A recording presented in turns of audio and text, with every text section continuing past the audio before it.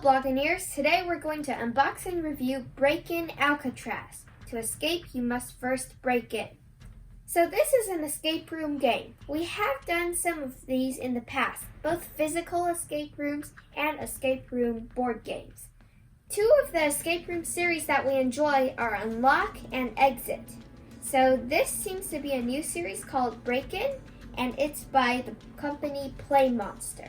So I know the age is for 10 and up, which means Brother is a little under the suggested age, but someone like him might be able to participate in it because this is a cooperative game, and plus Brother's had some experiences with escape rooms in the past. And I'm going to go to the back now.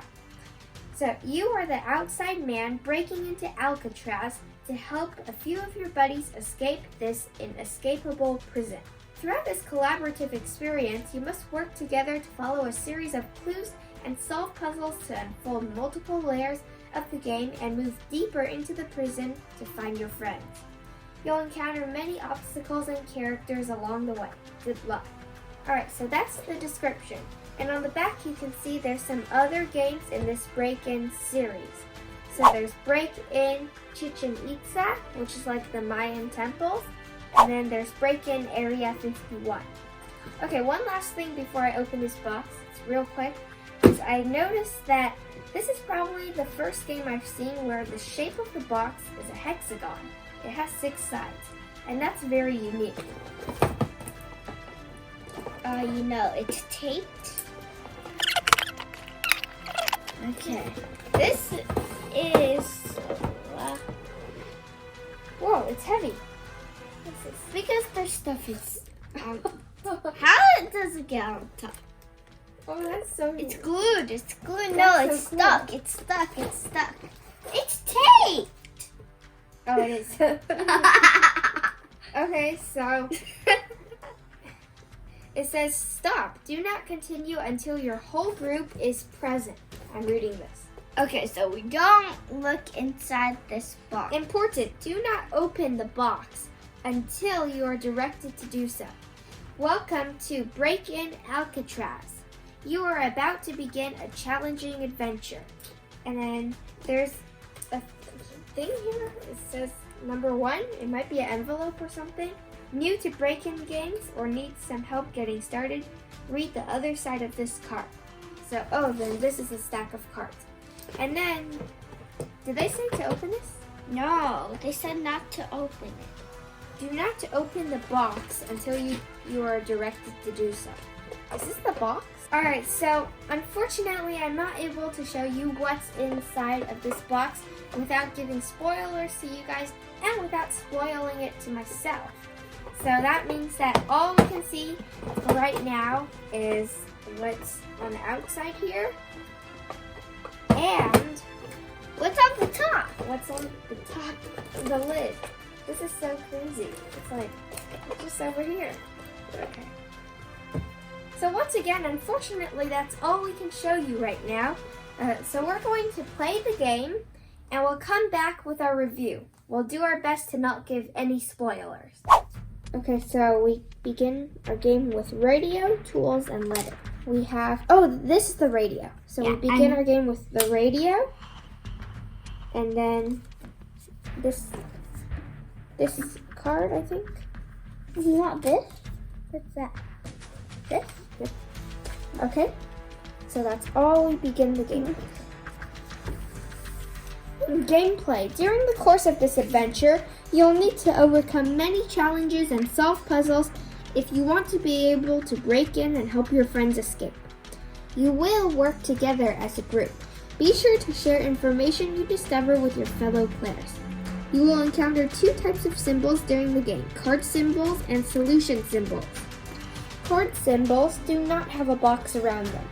You can find card symbols on the box, another card, and as the solution to a puzzle. When you see a card symbol, find the matching card in the deck and read it. Solution symbols always have a box around them, and they're associated with an object or location that you need to use as an answer to the puzzle. And then if you need a clue, then you can use that symbol to check your answer to the cards. Checking your solutions. Some puzzles will result in a symbol that matches one of the cards in the deck. You've solved the puzzle if you figure out the symbol, find the matching card in the deck, and read it.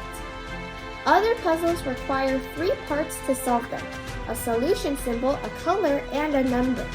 Once you have all 3 parts to the solution, you can confirm your answer. Find the solution stick with the solution symbol you want to use. Drop the solution stick down in the slot until you reach the line with the color you want to use. Look through the cutout.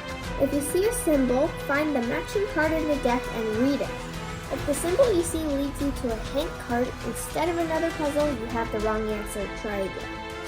Hints. Anytime you would like a little help, you can refer to the hint card associated with the current puzzle. Use the red filter on the radio decoder to reveal hints. The final hint will typically give you the solution to a puzzle or tell you the next card to read. Ready to play? Begin by exploring your environment. Look at all the sides and the top of the box for clues. When you find a card symbol on the box, it will be highlighted with a circle. Here's some quick gameplay footage, and we're going to blur out the surprise that's inside the box. And we're back. My favorite thing about this game was probably how you break into the box. That's what made this escape room unique. Because after you solve a puzzle, you just open up another compartment where there's another compartment inside until you break into the whole entire thing. Well, there were more than one puzzle in each layer. Oh, yeah, that's true. Except and brother, what was your favorite thing?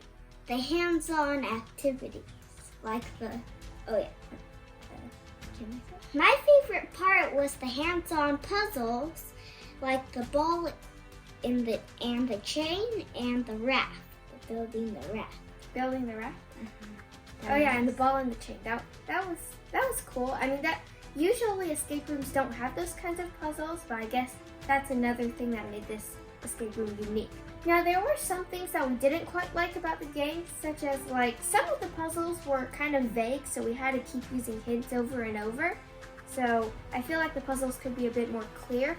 And then also, it took us 30 minutes at the start of the game to finally figure out what we were supposed to do. So the beginning was kind of unclear to us, and it was just a struggle to get started. But of the half of the puzzles that we were able to solve, they were actually not bad. And I do feel like there's some room for improvement in this series. And again, the unique thing about this series is that you literally break into the box with each puzzle that you solve. So we do look forward to the next few games in the series because hopefully they'll be a bit better. Bye-bye.